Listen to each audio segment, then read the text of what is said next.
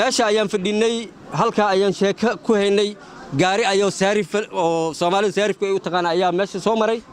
markiiba wuxuu ku leexday saldhiga qaraxa ayaa dhacay waxaan aragnay gaadiidkii halkii marayay iyo dadkii jidka marayay iyo raggii anaga fadhiyaba oo hal mar dhulka galay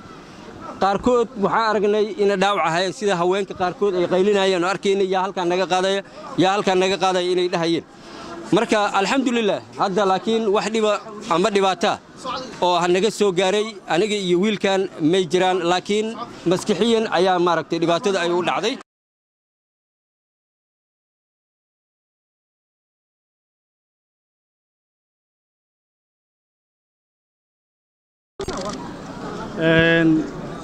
waa u jeedin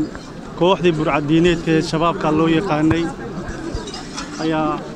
saldhiga waa bari waxay damceen inay qasaaro u geystaan ilaahay subxaanahu wa tacaala waan ugu mahadcelinaynaa ciidanka laamaha amniga dowladda federaalka Soomaaliya oo feejigsanaa cadowgaas u diyaarsanaa inay fashiliyaan dhibka ee shacabka Soomaaliyeed inay gaarsiiyaan la rabeen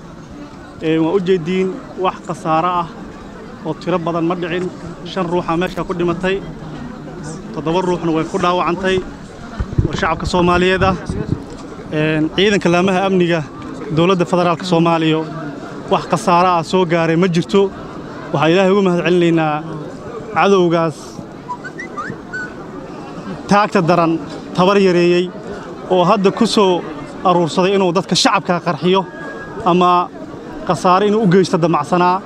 ciidankeena u diyaarsan mar walba inay shacabka badbaadiyaan sida booliska sida nabad sugidda insha Allah taala mar walbana ciidankeena saas u feejigsan yahay hadduu Ilaahay raali ka noqdo waxaan leeyahay shacabka degan gobolka Banaadir iyo magaalada Muqdisho waxaan leeyahay cadowgaas manaxaha horarka ah dhibka badan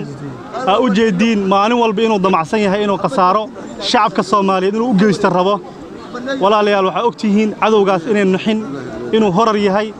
in liska celiyo ciidan iyo dawlad iyo shacabba si awood aan iskaga celino insha Allah taala Ilaahay wuu fashilay qaraxay damacsanayeen in saldhiga qasaaro adag ay u geystaan Ilaahay waa fashilay wax saldhiga oo jeedin waa duwateen wax qasaaro ah soo gaaray ma jirto ciidanka laamaha amniga waxa uu mahadcelinaanoo codka wasaaradda amniga ku hadlaayo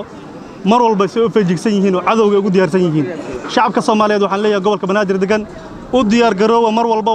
cadowgaas horarka ama naxaha diin islaam ah haysanin in aan iska celin ha loo diyaar garoow